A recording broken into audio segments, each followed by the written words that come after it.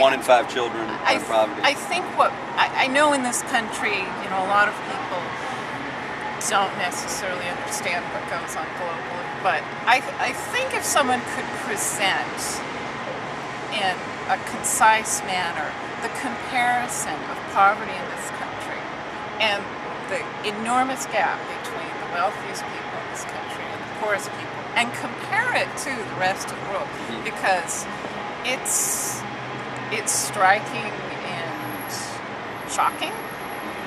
If you look at the Gini coefficient ratings and you compare this country to much of the developing world, the gaps are enormous. It's horrendous. And striking. Yes.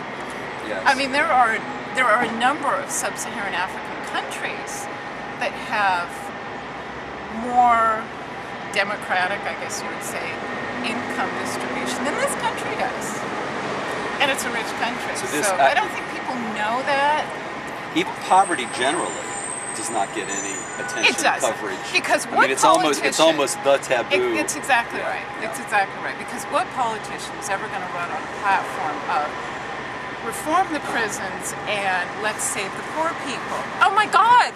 Who would elect him? What's in it for me? Right.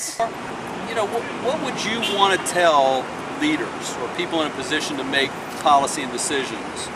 What's the most important thing they need to hear from you, from us? I think they need to have a sense of what we do today is a reflection of tomorrow. I think sometimes they're just living in a moment.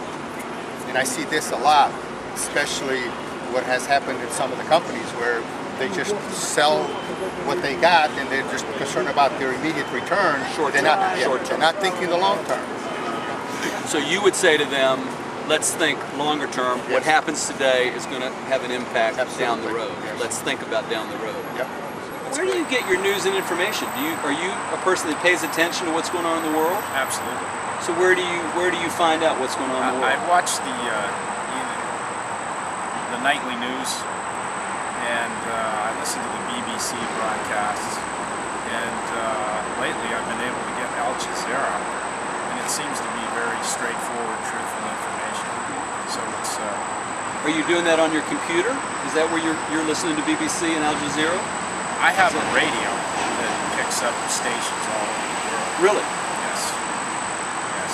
You can buy them at Radio Shack for about $100. It's a Grundig. You ever heard of them? Yep. Yeah.